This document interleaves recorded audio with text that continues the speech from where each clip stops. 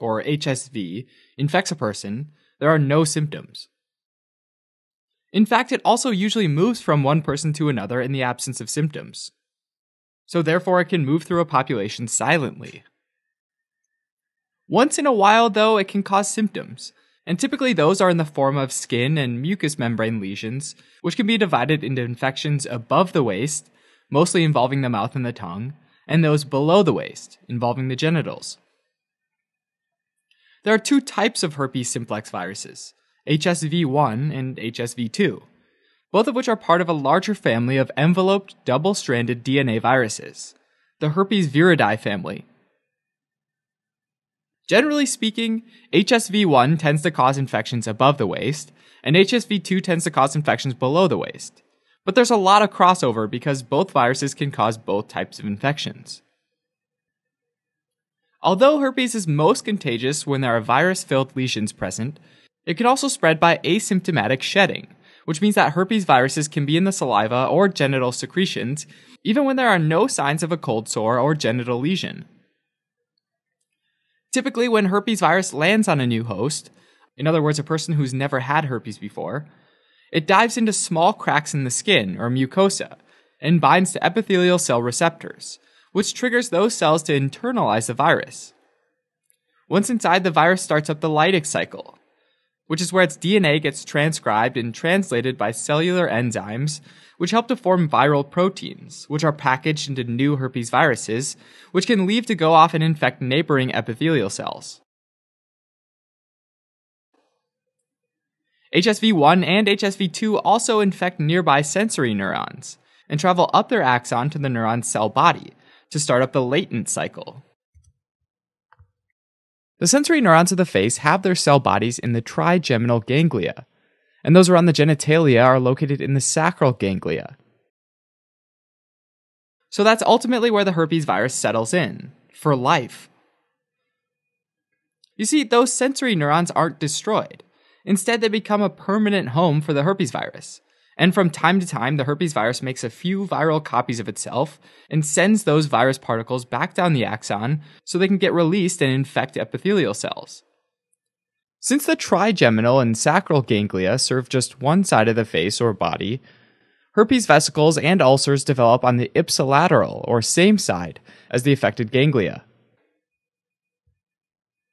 This can happen over and over again throughout a person's lifetime, with classic triggers being things like stress, skin damage, and viral illnesses.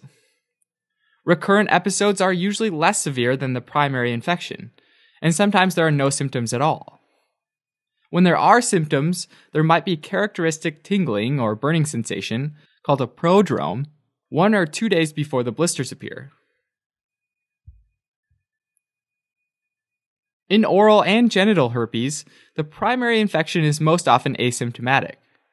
Having said that, in oral herpes, when it does cause symptoms, it usually affects children, and it causes lesions on the palate, gums, tongue, lip, and facial area, as well as a fever and enlarged lymph nodes. The lesions themselves are typically clusters of small, painful, fluid-filled blisters that ooze and ulcerate, and then eventually heal after a few weeks. In older children and adults, a common symptom is pharyngitis. Most of the time, like primary infection, reactivation doesn't cause any symptoms. But when it does, the most common pattern is having a handful of blisters at the vermilion border, the border of the lip, on one side of the face.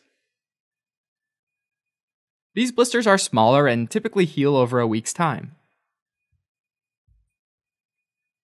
With genital herpes, primary infection can cause symptoms like ulcers and pustules, which form on the labia majora, labia minora, mons pubis, vaginal mucosa, and cervix in women, and on the shaft of the penis in men.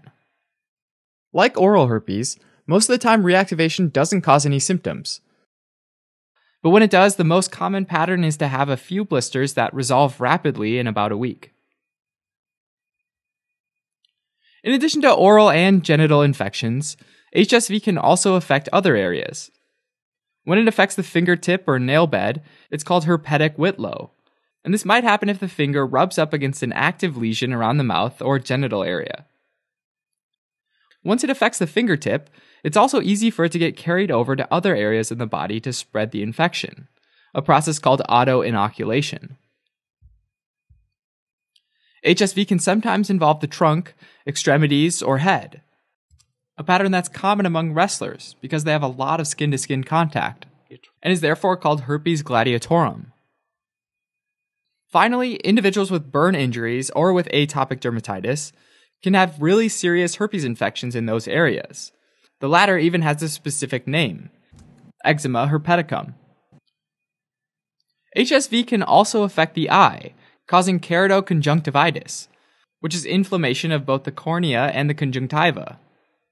In addition to the symptoms of conjunctivitis, which are pain, redness, tearing, and sensitivity to light, there can be some classic signs of corneal involvement, like blurry vision and a branching dendritic lesion, which looks a bit like the tree-like dendrites of a neuron, which happens on the cornea itself, and this pattern is classic for herpes infection. In rare cases, herpes viruses can spread to the central nervous system and cause meningitis or encephalitis, typically affecting the temporal lobe in individuals of all ages.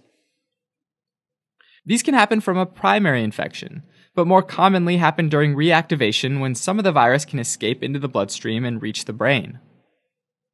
When there is brain involvement, a lumbar puncture often has specific findings like an increase in red blood cells, increase in white blood cells, and elevated protein levels.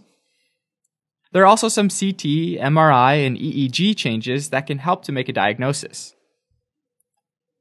HSV can also pass from a mother to a baby. Rather than causing a congenital infection while the fetus is in the uterus, most of the transmission happens at birth when the baby passes through the infected maternal vaginal secretions during delivery.